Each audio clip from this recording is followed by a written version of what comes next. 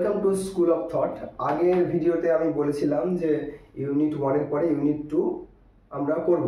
তো আজকে ইউনিট 2 করব। তার আগে কিছু জিনিস আমাদের জেনে নিতে হবে যে স্বামীনাথনের যে ট্যাকটিক্স বা কৌশল কিভাবে ব্যবহার করছে স্কুল না যাওয়ার জন্য, বা কিভাবে অজুহাত দেখানো যায় স্কুল না যেতে। তো এইগুলো স্বামীনাথন কিভাবে আস্তে আস্তে তার কৌশলের মাধ্যমে কিভাবে নিজে পরিবর্তন হচ্ছে, এটা আমরা দেখতে পাবো ইউনিট 2 এবং ইউনিট 3-তে। এবং আমার মনে হয় যে এটা ফাদার সেলফ না দিয়ে যদি যে স্বামীনাথনের রেভিলেশন বা দৃষ্টিভঙ্গি কিভাবে চেঞ্জ হচ্ছে এটা দিলে হয়তো ভালো হতো, কিন্তু এটা আমার বললে হয়তো একটু অন্যরকম হয়ে যাবে। তো ফাদার সেলফ এই যে শিরোনাম, যেটা টাইটেল দেওয়া হয়েছে গল্পে, তো এটা আমরা জানতে পারবো কিভাবে বাবা কিভাবে সাহায্য করছেন এবং স্বামীর যে দৃষ্টিভঙ্গি আস্তে আস্তে পরিবর্তন হচ্ছে, এটা আমরা জানতে পারবো। তো আমরা এবার শুরু করবো আমরা ইউনিট 2 দ্বিতীয় একক ফাদার সেলফের লেসন 1-এর। এই বইটা আবার দেখিয়ে দিচ্ছি, West Bengal board of secondary এডুকেশনের। এবং আমরা ইউনিট 2 আমরা লিখছি।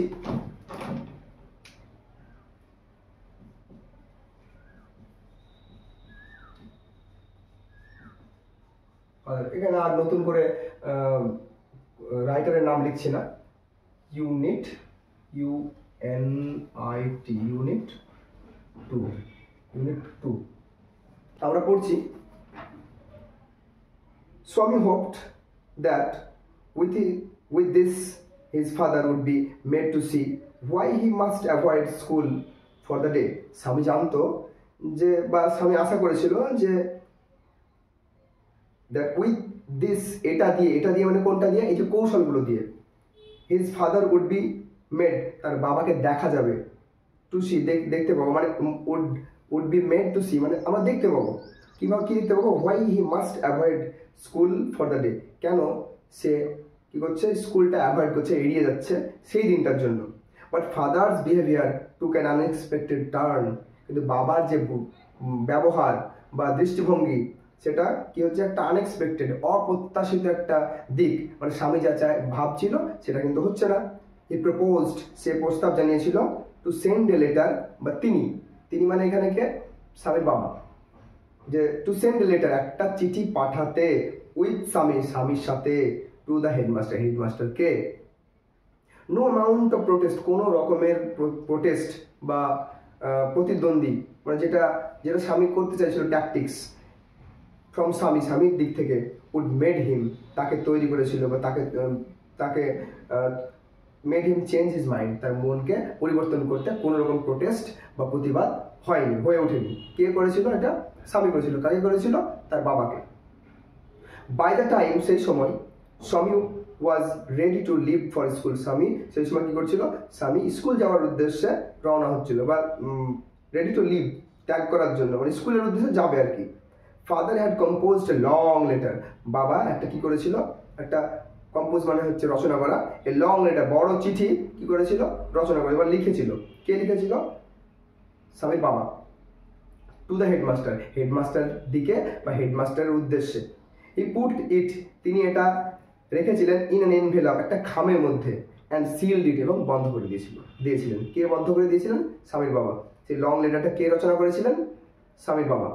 What have you written father, তখন স্বামী তখন ওর বাবাকে বলছে, স্বামী আস্কড অ্যাপ্রিহেন্সিভলি, স্বামী তখন চিন্তার সাথে, অ্যাপ্রিহেন্সিভলি মানে হচ্ছে চিন্তার সাথে বা উদ্বিগ্নতার সাথে, কি বলছে, what have you written father, বাবা তুমি কি লিখেছো? নাথিং ফর ইউ, তোর জন্য কিছু না। Give it to your headmaster, তোর চিঠিটা কাকে দিবি? হেডমাস্টারকে দিবি। And go to your class, এবং সোজা ক্লাসে চলে যাবি। Have you written anything about our teacher Samuel, তুমি কি ওই আমাদের শিক্ষক মহাশয় স্যামুয়েল সম্পর্কে কিছু লিখেছো? ইয়েস, প্লেন্টি অফ থিংস, হ্যাঁ প্রচুর কিছু লিখেছি। What has he done father, সে কি করেছে? কারণ স্বামী তো জানে যে টিচার বা শিক্ষক মহাশয় কেমন, এটা তো স্বামী জানে। কিন্তু স্বামী তার কৌশল ব্যবহার করে, বিভিন্ন কৌশল পদ্ধতি ব্যবহার করে, দোষ দিয়ে হোক, যেভাবে হোক স্কুল যাবে না, তো সেটার অজুহাত দেখাচ্ছে।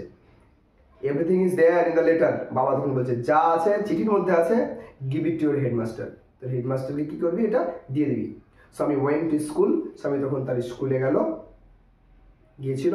ফিলিং, এই অনুভব করতে করতে, ফিলিং, অনুভব করতে করতে, he was the worst boy on earth, সে ছিল সবথেকে খারাপ ছেলে এই পৃথিবীতে।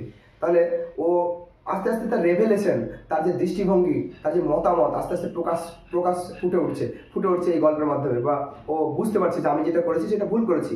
হিজ কনসিয়েন্স, তার বিবেক, বদার্ড হিম, তাকে নাড়া দিয়েছিল, বিরক্ত করেছিল। He was not at all sure if his description of Samuel had been accurate, সে নিশ্চিত ছিল না তার ডেসক্রিপশন মানে বর্ণনা অফ স্যামুয়েল স্যার সম্পর্কে হ্যাড বিন অ্যাকুরেট, সঠিক কিনা। এই যে ব্যাপারটা যে প্রকৃত বা ন্যাচারালি স্যামুয়েল স্যার কেমন, আর আমি যেটা তৈরি করেছি বা স্যামুয়েল যেটা তৈরি করেছে এটাতে কেমন, সেটা কিন্তু সে বুঝতে পারছিল না কি বলে ফেলেছে। তার জন্য পরের লাইনে আছে, হি ফেল্ট, তিনি অনুভব করেছিলেন, হি হ্যাড মিক্সড আপ, সে কি করেছে, স্বামী করেছে মিক্সড আপ, মিশিয়ে দিয়েছে, দ্য রিয়াল, বাস্তব, অ্যান্ড দ্য ইমাজিন, কল্পিত মানে কল্পনা করে যেটা বলেছে ওর বাবাকে সেটা, এই দুটো নিয়ে সে কি করেছে, সে ভাবছে যে আমি মিক্সড করে দিয়েছি, আমি অনুভব করছি এটা, যে অনুভব করছি মানে কি, এটাই ও মনে মনে ভাবছে এখন বর্তমানে, যে হয়তো সে মিশিয়ে ফেলেছে রিয়ালে আদৌ স্যারকে কেমন, আর এখন আমি কল্পনা করে যা বলেছি এটা কেমন। স্বামী stopped on the road side, স্বামী থেমেছিল অন দ্য রোড সাইড, রাস্তার এক ধারে, স্কুল যাওয়ার সময়, to make up his mind, তার মন ঠিক করতে, অ্যাবাউট স্যামুয়েলসের সম্পর্কে। Samuel was not such a bad man after all, সর্বোপরি মানে সব মিলে স্যামুয়েল স্যার কিন্তু অতটা খারাপ স্যার ছিল না। পার্সোনালি, ব্যক্তিগতভাবে, হি ওয়াজ মাচ মোর ফ্রেন্ডলি, সে ছিল আরও বন্ধুসুলভ, দ্যান দ্য আদার টিচার্স, অন্য শিক্ষক মহাশয়দের চাইতে। স্বামী অলসো ফেল্ট, স্বামী আরও অনুভব করেছিল, Samuel had a special regard for him, স্যামুয়েলের আছে স্পেশাল রিগার্ড, একটা বিশেষ সম্মান তার প্রতি, কার প্রতি, স্বামীনাথনের প্রতি, যে কি করেছে, তৈরি করেছে স্যামুয়েল স্যার সম্পর্কে, কল্পনার একটা জগৎ সৃষ্টি করেছে। কল্পনাটা কি, ট্যাকটিক্সটা দিয়েছিল তার বাবাকে, কি বলে, যে স্যামুয়েল স্যার খারাপ বলে। স্বামীর head was dizzy with confusion, স্বামীর যে মাথা এটা হতভম্ব হয়ে গেছিল, হতবুদ্ধি বা হতভম্ব হয়ে গেছিল, উইথ কনফিউশনে। হি কুড নট ডিসাইড, সে বুঝতে পারছিল না বা ঠিক করতে পারছিল না, if Samuel really deserve the allegations made against him in the letter, সে বুঝতে পারছিল না বা মন ঠিক করতে পারছিল না যে ইফ স্যামুয়েল রিয়েলি, যদি স্যামুয়েল স্যার সত্যিই যোগ্য, যে অভিযোগটা আমি তার বিরুদ্ধে করেছি এই ব্যাপারটা ভাবছে, অ্যাগেনস্ট হিম, তার বিরুদ্ধে করা হয়েছে, ইন দ্য লেটারে মানে ওর বাবা যেটা লং বড় একটা চিঠি লিখে দিয়েছেন। দ্য মোর হি থট, যত সে ভাবছে অফ স্যামুয়েল স্যার সম্পর্কে, দ্য মোর স্বামী গ্রিভড ফর হিম, ততই স্বামী তার জন্য দুঃখ প্রকাশ করতে শুরু করছে। To recall Samuel's dark face, Samuel স্যারের যে অন্ধকারময় আবছা মুখ মনে করতে কি করছে, হিজ থিন মুস্তাচ, তার পাতলা গোপ, আনসেভেন চিক মানে খোঁচা দাড়ি আছে, মানে শেভ করানো এরকম, এলো কোট, হলুদ কালারের কোট যেটা পরে থাকেন উনি, ফিল স্বামীনাথন, এইগুলো কি করেছে, স্বামীনাথনকে পরিপূর্ণ করে দিয়েছে, পরিণত করে দিয়েছে উইথ সরো, কি দিয়ে, দুঃখ দিয়ে। তাহলে আমরা এটা ইউনিট 2-তে আমরা আস্তে আস্তে আমরা বুঝতে পারলাম যে ট্যাকটিক্সের পরে ইউনিট 1-এ বিভিন্ন ট্যাকটিক্স, অনুপস্থিত হব কি মানে কিভাবে কৌশলগুলো করা যায়, এইগুলোর পরে আমরা ইউনিট 2-তে জানতে পারছি যে কিভাবে সেইগুলো তাকে বদার করছে, নাড়িয়ে দিচ্ছে, যে আদৌ আমি যেটা করছি সেটা হয়তো ঠিক নয়। আচ্ছা, রেভেলেশন, দৃষ্টিভঙ্গি, মতামত, ভালো কাজ যিনি করেছেন তিনার বিরুদ্ধে আমি নতুন করে একটা জিনিস আরোপ করছি, এইগুলো আমরা আস্তে আস্তে আমরা জানতে পারছি। তাহলে আমরা বিভিন্ন ওয়ার্ড নোট আমরা জানতে পারি এখানে, যে অ্যাভয়েড, AVOID লিখে নাও, AVOID, যদিও বোর্ডে যদি না বুঝতে পারো লিখে নাও, অ্যাভয়েড মানে এড়িয়ে চলা, প্রথম লাইনে ওটা, দ্বিতীয় হচ্ছে আনএক্সপেক্টেড,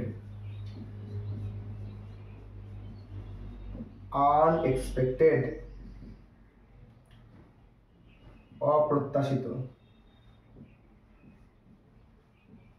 বা আশা না করে, এগুলো আশা করা যাবে না, এটা পড়ার সময় বলেছি। প্রপোজ লিখবো আমরা, POSE, প্রপোজ মানে প্রস্তাব, তারপরে প্রোটেস্ট, প্রতিবাদ। এখানে বিভিন্ন অজুহাতের মানে ঘটনা বোঝাতে চেয়েছেন। তারপর এনভেলপ, এনভেলপ মানে খাম, ENVENVELOP, ই আছে অবশ্যই, ই, খাম খয়াকার ম, মানে যেটাতে ওই চিঠিটা ঢোকানো হয়েছিল। সিল্ড মানে বদ্ধ, SEAL, সিল্ড মানে বদ্ধ, বদ্ধ বা সিলটা যে মানে খামটাকে যেটা করা হয়েছিল সে সিল করা হয়েছিল। তারপরে নেক্সট পেজ আছে হচ্ছে, এখানে লিখছি অ্যাপ্রিহেন্সিভলি, উদ্বিগ্নতার সাথে বা চিন্তার সাথে, আমি আর লিখছি না, অ্যাপ্রিহেন্সিভলি উদ্বিগ্নতার সাথে বা চিন্তার সাথে। তারপরে লাইন, এটা সবাই জানে, নাথিং মানে কিছুই না। তারপরে তারপরে প্লেন্টি মানে প্রচুর, প্লেন্টি অফ থিংস। তারপরের লাইন নেই, তারপরের লাইন। তারপরে ওর্স্ট, দ্য ওর্স্ট মানে সব থেকে খারাপ, নিজেকে যখন মনে করছিল তখন দ্য ওর্স্ট, WORST, ওর্স্ট মানে সব থেকে খারাপ। কনসিয়েন্স, CONSCIENC, কনসিয়েন্স মানে বিবেক। পদার্ড মানে বিরক্ত বা নাড়া দেওয়া। ডেসক্রিপশন মানে বর্ণনা করা বা বর্ণনা, নাউন এটা। অ্যাকুরেট মানে সঠিকতা বা সঠিক। ইমাজিন মানে কল্পিত, ইমাজিনড কল্পিত। মেকআপ ঠিক করা। রিগার্ড, REGARD, রিগার্ড মানে সম্মান। অ্যাবাউট মানে সম্পর্কে। এগুলো সব লিখে নেবে তোমরা। ডিজি মানে হতবুদ্ধি হওয়া, ডিজি। তারপর ডিজার্ভ মানে যোগ্য। অ্যালিগেশনস মানে অভিযোগ। তারপরে মুস্তাজ মানে গোপ। ফিল্ড মানে পরিণত করা। আর রিকল মানে মনে করা। Thank you so much for watching this video. এবং আমরা এরপরে ইউনিট 3 হবে, যেটা লাস্ট পার্ট। আমরা সেখানে আমরা বুঝতে পারবো আস্তে আস্তে, তিনটে মিলিয়ে আমরা বুঝতে পারবো যে কীভাবে স্যামুয়েল পরিবর্তন হচ্ছে। এবং আমরা জানতে পারবো বাবার হেল্পটা কোথায়, বাবার সাহায্যটা কি। এটা শিরোনামটা আমরা এখানে সার্থকতা আমরা করতে পারবো। Thank you so much for watching this video.